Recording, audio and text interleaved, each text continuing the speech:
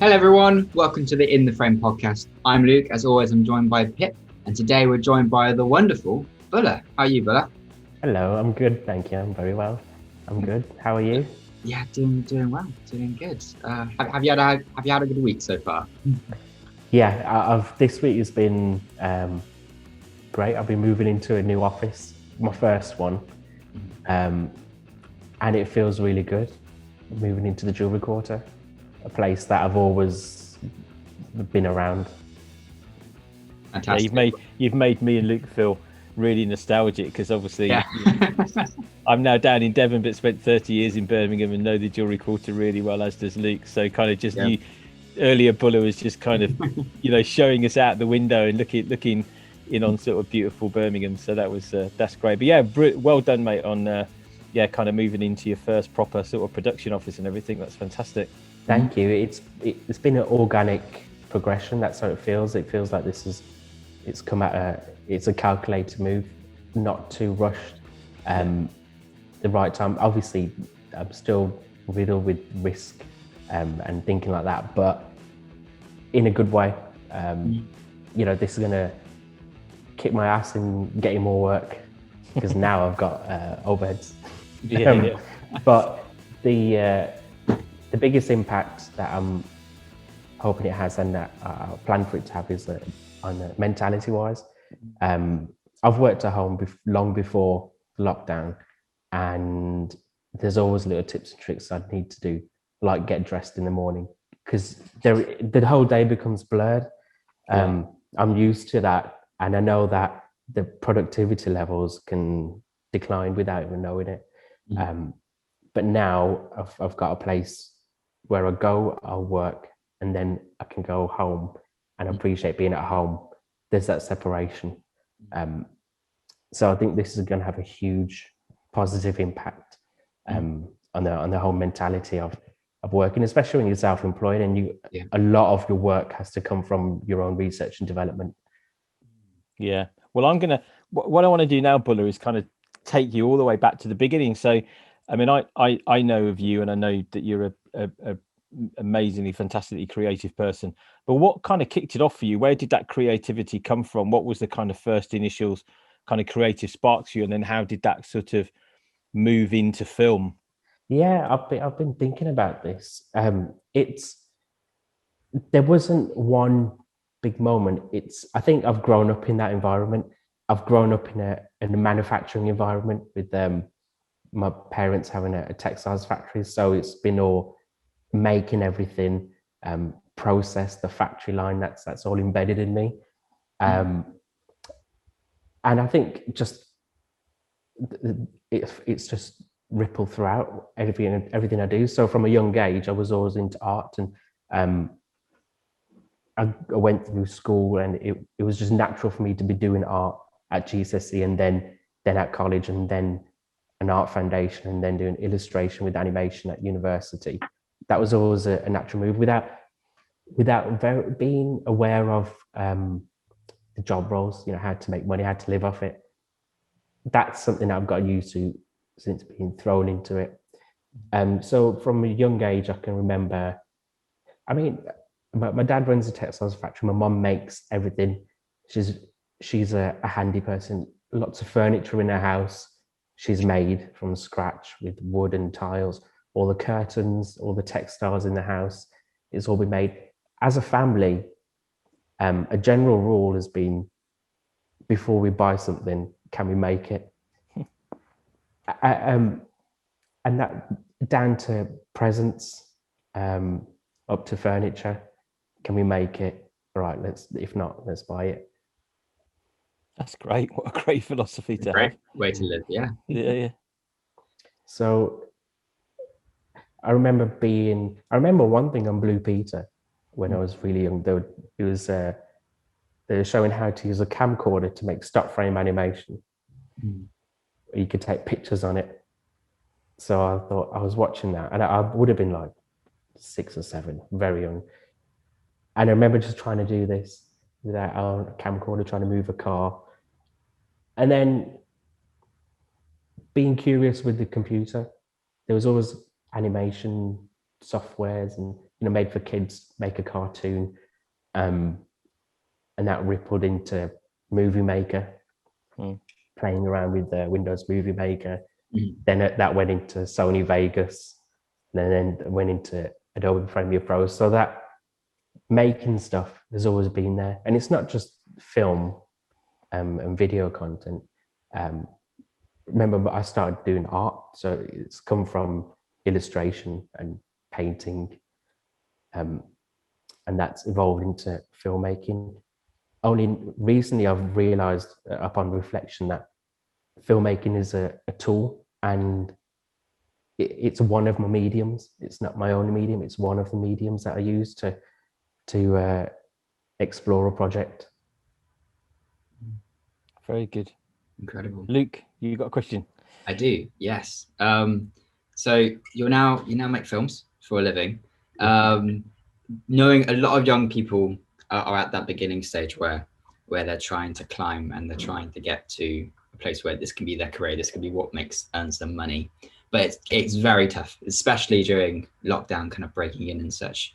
And so my question to you is, what was the toughest bit, and what was the hardest hurdle to get over, turning that from a hobby when you're young into what you do now? The hardest bit, it would be the lack of understanding of the extent of the work. So often young filmmakers, young creatives think that the main three, they want to be a writer, director, actually main two, writer, director, then a producer. There are so many other job roles and so many other ways to get into the work environment. I didn't really get that early on. I didn't understand that. It's only since being thrown into the productions and thrown into it and being around people, you understand how many people and how many different skill sets the industry employs, which is important because, you want to become a writer and director or a producer. Along the way, it'd be great to work in the industry as well. It'd be great to have your side job whilst you're working on this in the industry, a runner, camera assistant, start off like that. And if you can get yourself in production, so your income does come from working in the industry, and you can also pursue your passion of writing or directing. That can go hand in hand. That's and for me, I feel lucky to be able to have that income coming from the industry, as opposed to me working in a completely different industry just to keep myself going, trying to pursue writing and directing on the side. So, Bhulla, just picking up on that, do you think then one of the big issues for you was that there was an awareness gap? You weren't really being taught or shown what the routes could be for you to kind of take this up as a profession, something was actually going to be your living? The routes were taught, but it's always theory based, and you can only get so much theory based education. It was only until the placements in the masters was actually interning at companies that you're able to. The theory is a foundation of knowledge, but it all changes once you get in there, and it all builds upon each other. All the bits of knowledge, it evolves. So the information taught, it was taught, but that's not it. You can't settle for that. That is theory based. It's like passing theory for driving and then thinking you're a driver. Yeah, true. So for you then, when did you go from that kind of theory-based learning of arts and filmmaking to going practical and kind of going from that step from university into the industry? What did you do? Where did you go? I did from a master's at the University of Birmingham. We had placements. And I saw the placements. I was really excited by them because it's a list of companies that you can work at. So I wanted to do as many as I can. I did a few weeks at a company called Creative Media, where I knew I'd get hands-on production experience. I did some weeks at Zebra Digital, which is an indie company. I knew I'd get the work, I'd get to see the workings of research and development, running your own company. So when it came to the end of my master's, I went freelance, I went self-employed. That happened because one of the guys at Creative Media bumped into me and they said, "Oh, we were talking and we liked you, and if you want to come back as a camera assistant, let us know and we'd help you from then. You just need to be self-employed." And I thought about it, I thought self-employed sounds good because I'm somebody who likes different projects. So I registered as self-employed. Again, my vision of where this is going is very hazy. I was just taking one step at a time. I did that was in October 2016. I did 1 day of camera assisting for them in a month. And that just built on, it evolved. They, over there at Creative Media, they helped me a lot in terms of building me up whilst I was freelance, which is unusual. And I'm grateful for that because I'm a freelancer. You don't really spend your time and energy developing a freelancer. You come in for the day or for the projects and do the work. But they constantly gave me more responsibilities, allowed me to make mistakes. And I quickly went from being a freelance camera assistant to being a freelance camera operator, animator, and editor. So largely from their input, but also my attitude. I was very open. I knew that I've left my education, but I've still got a shitload of education to come. I haven't stopped learning. There's loads more to learn. So you've been doing it for a few years now, Bhulla. You made that leap, kind of brave leap. I guess it's often what happens that, if you can present yourself really well, if you get an opportunity, even if it's only for a few days, that might open a door to something else. And then I guess there is that point in which you kind of got to take that risk, haven't you, to some degree, like you did, to go self-employed and think, right, I'm gonna try and see if I can make this happen. And you've done that, you've learned, and then you've built upon that, and you've set up your own company. What have been some of the highlights of the work that you've been able to actually take on and do? And maybe those moments where you've sort of pinched yourself and gone, wow, hang on, how am I doing this and I'm being paid for it? So yeah, there's been lots of those moments. Early on, I got to go to Abu Dhabi for 5 weeks in the UAE to be part of a crew shooting a feature documentary about the British nanny industry in the wealthy Emiratis. And that came from friendship. Paul Driscoll, really nice guy. I at the time I was really young and wanted on experience, and he saw that. I think he saw my attitude. I helped him on a few shoots. Not, as a student, not expecting a fee or anything, because I knew that I'm getting something else out of it. I just want to be working on something and learning and being around people. And then a couple of months later, after that, he said he's got this job, and then I went there. So, that was a moment where for 5 weeks I was living in a hotel in Abu Dhabi and shooting a feature documentary. Lots of responsibility on my head. There's been so many. A lot of these moments are due to the people I've been around. Right.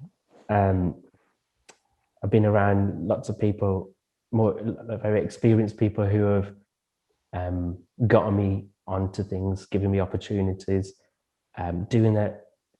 One project where I got to dip into my art skills was making props for a suffragettes documentary. So, and they needed the sash, badge, all this stuff to set the scenes. And I was able to look at that like my mom would look at something where she'd want to think, can we make it before we buy it? And I was making all this stuff.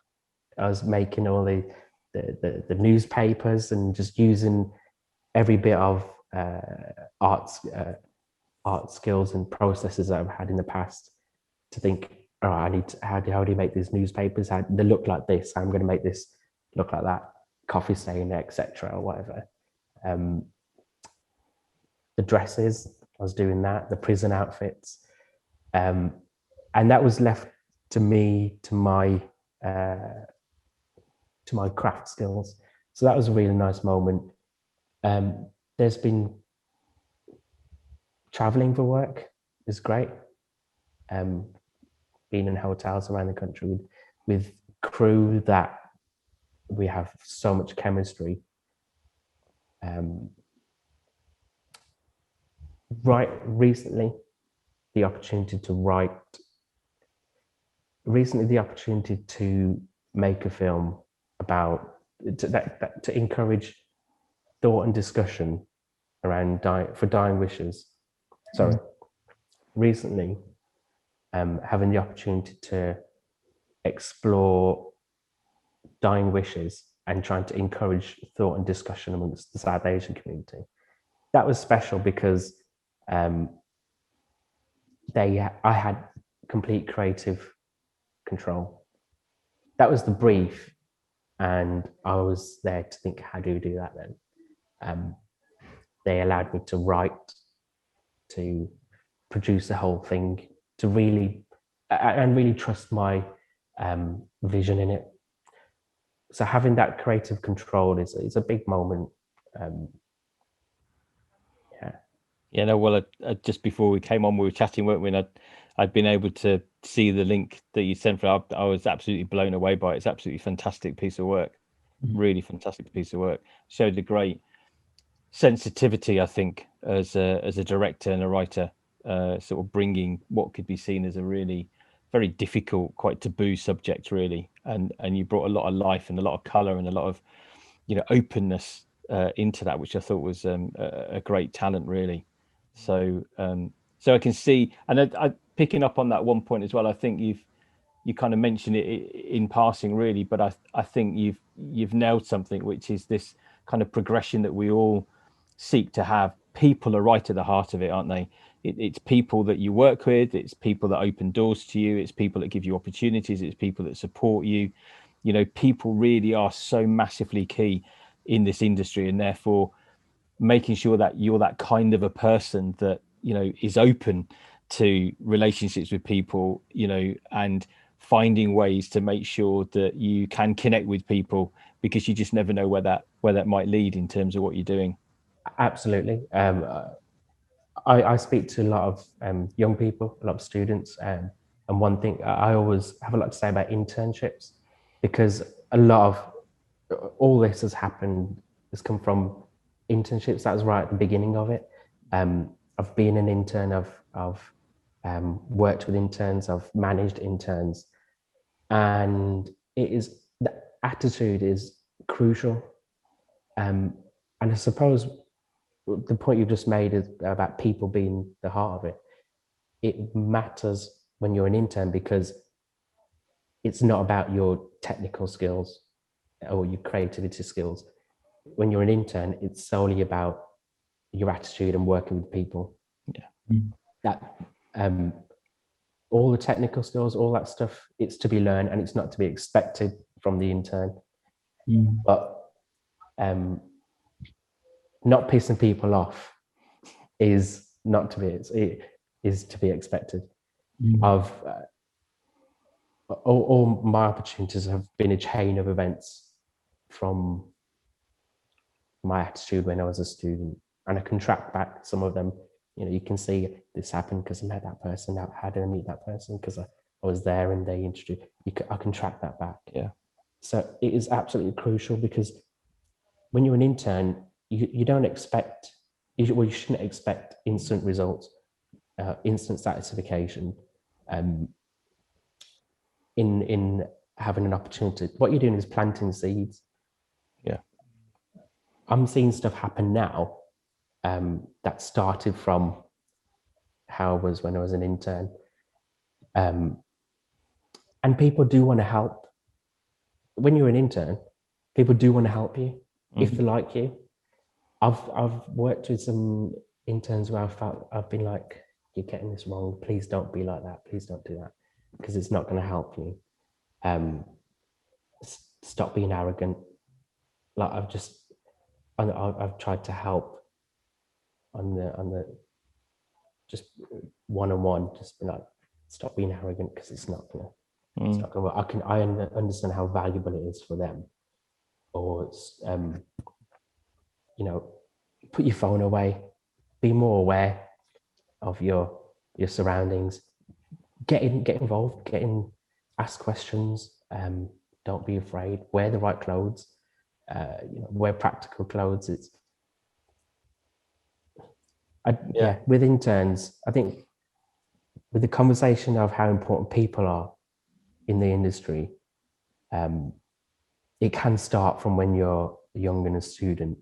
You can really see the benefits of that, long-term benefits, because you build relationships. Yeah, absolutely. I've had mentors, people who directly and indirectly mentor me and bring me up. I don't for one second, and I've never have thought that I've done all this by myself. No way. I love the fact that I can attribute my work and projects and successes to lots of different people, not only in the professional industry, but personally as well. Lots of support from friends and family. Yeah. And that's the best way to do it, because I get to share those successes with these people as well. Incredible. It's brilliant. Amazing. So what's next for you coming up in the year? Obviously, we're going through pandemic, and that must have slowed some things down. But what is this year looking like for you? What's in store?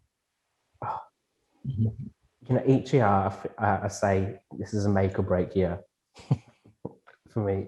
Yeah. This year it's scaling up. Yeah. Everything is changing. If I compare myself and what's happening to just a year ago, there's bits of development happening all around, not just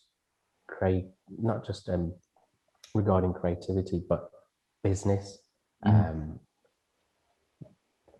financials, I'm taking on a lot now, which I feel great about. And all this stuff can only happen in incremental stages. So week by week, there's things happening and efforts that I'm making that the intent is to develop throughout the year. And what I mean by that is, one thing I want to do is the kind of work that I want to be on. Sorry, I can go back. This year I want to be working more people.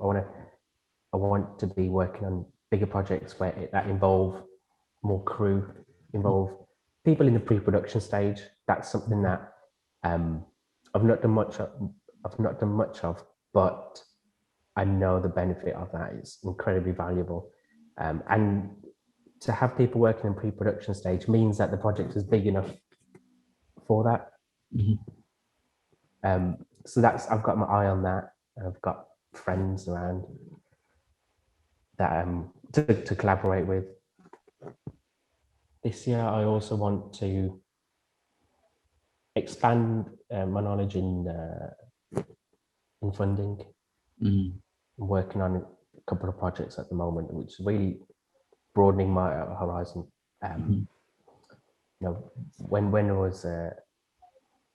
When I was doing my illustration with animation, when I was more of an artist than a filmmaker, I never had any knowledge of income from being an artist, but funding or anything like that. And now I'm seeing all this, and I feel like, oh, this can get me back to that stage. So that's why I felt like filmmaking has become a tool, because now I've got projects where I can approach not just with the filmmaking eye, but with an artist style where you're exploring different experimental mediums. Could I ask you one more question just to add? Yeah, go ahead. Just a very quick final question, because you got me thinking because every time that we've met, I've seen you around in the film industry, Bhulla, you've always popped up, like it almost seems constantly you're always popping up in like different things that I'm doing and also different things that you're doing, and I was just always been so impressed with just how diverse your products are, and how you're doing one thing one day and then doing another thing the other day, and you're just always moving forwards and always striving to do more. And so my question would be, what advice would you give to a younger version of you who wants to get into the industry, who wants to become a filmmaker, wants to become an artist? What would you say to them?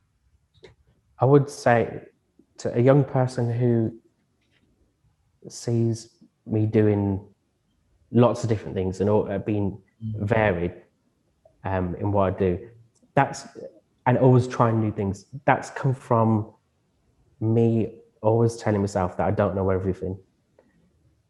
I don't know everything. There's always going to be stuff to learn.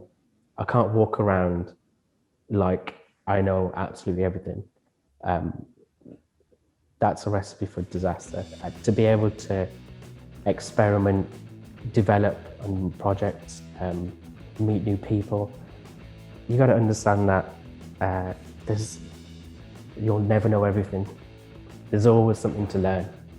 There's always people to meet. There's always experiences to be had. So for me, I'm able to do all lots of different things because I know that simple as that, I don't know everything. I'm curious. The curiosity's there. That's another thing. You got to be curious. So mix that, knowing that there's so much to be learned with curiosity, and it's all a chain of events, an undescribable chain of events. There's not a tick list of tasks to do. It comes from your attitude. Thank you, Bhulla, for coming on today. It's an absolute treat to chat to you and to kind of hear more about your journey and where you're going in the future. Remember to like and subscribe on OSBDs on the YouTube channels, on all the podcast websites. If you want to learn more about what we do, you can go to osbd.org/intheframe. The link is up on screen now. And we really hope you guys have a wonderful rest of your week. Thanks, Bhulla, for coming along. Thank you, Bhulla. Thank you, Pip. Brilliant. See you all next time. Bye-bye. Bye-bye.